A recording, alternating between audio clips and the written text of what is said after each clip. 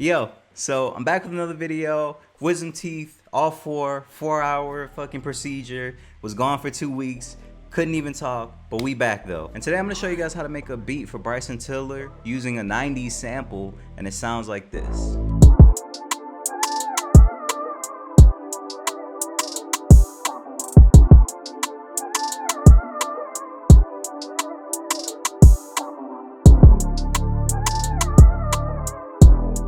I got super inspired by his anniversary album that he just dropped, so I figured, you know what, I'll come back and I give you guys this kind of video. So I made this in 11, but I accidentally fucked up and opened it in 20, but it's all the same stuff though. Originally, this is the sample.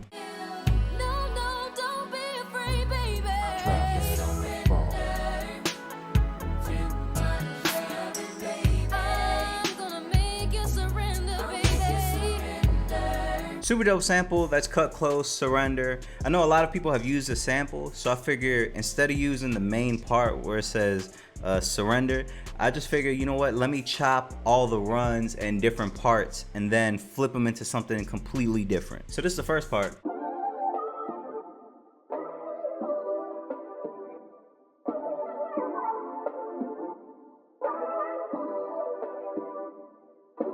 And that just loops over.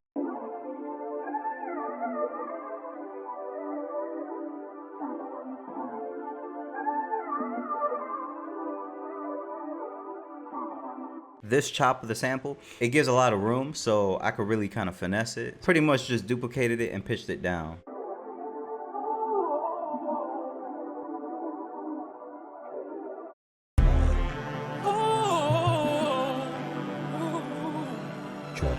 So before I could even get into the effects, the chopping is probably the most important part and probably the part you guys want to know the most. Really what you want to do is you want to look for the runs, like the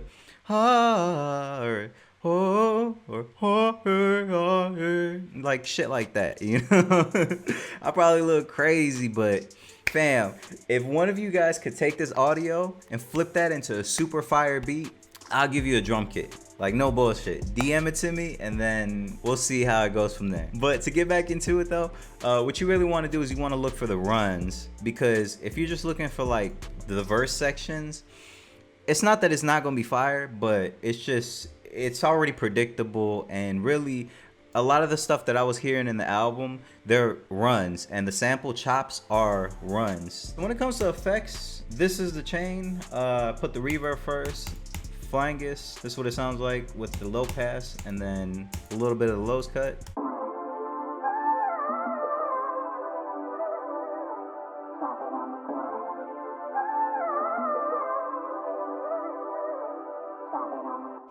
And then it's another EQ, stereo imager, another EQ, and then another flangus, and then a reverb to make it sound like this. All right, disclaimer, because this is editing me in the future. I took the last flanger out and the last reverb out. Hey, players fuck up sometimes too.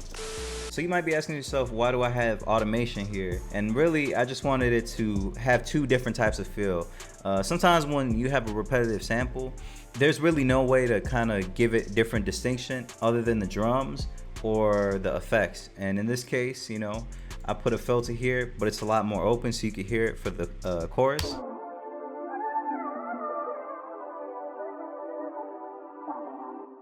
When the verse happens, it gives the artist a lot more space. Listen.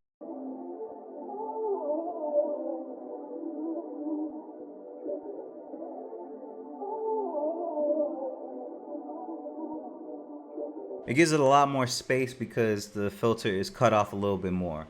But it's still present though. That's why I have all these effects. Really, I could have dumbed it down, but it's all honestly just preference. So now that we got that out the way, we can talk about the drums. Now I know you might be thinking, I thought this nigga was gonna make the beat from scratch.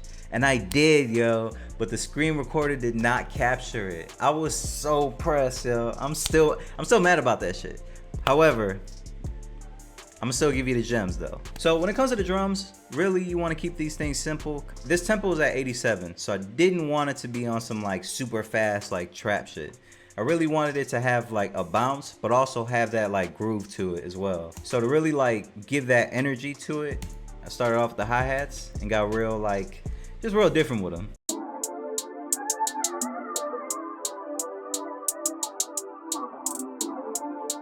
And I added that second hi-hat, fill in the gaps.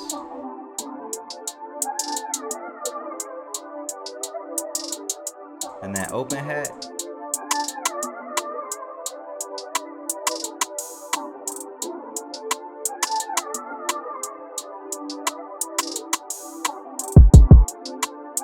And then to really set this off, synth bass.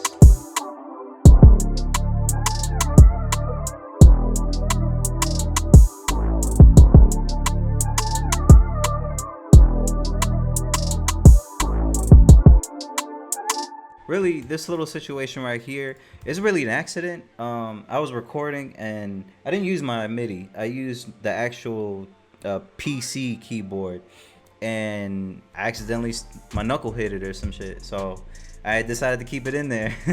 And that's what it sounds like. And then obviously after the chorus, it's just a little breakdown.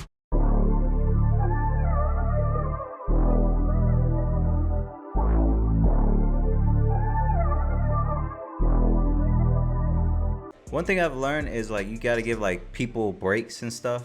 You can't really have the drums really just always hitting and shit like bum, bum, bum, bum, like that kind of shit.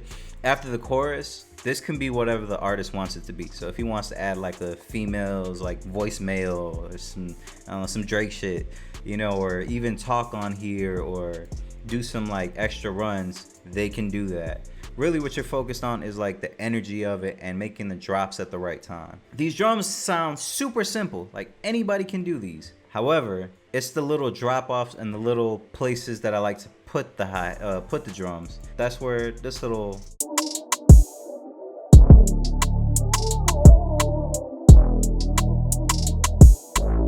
that little part shines right here. You know, don't feel like you need to do switch ups or you need to do some like drops or glitches or some dumb shit like that.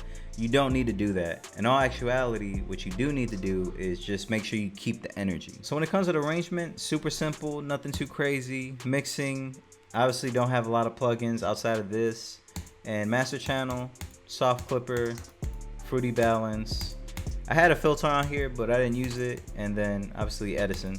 That's pretty much it. I'll play the whole beat so that way you guys can hear the whole thing from start to finish. But don't forget to like, comment, subscribe. Let me know down below what else you guys want to see. And I'm back with some more videos. Sound selection video coming up. And all sorts of other crazy shit. Trust me, I got some crazy stuff in the works. But outside of that, I hope you guys have a great day. And I'll see you guys next time.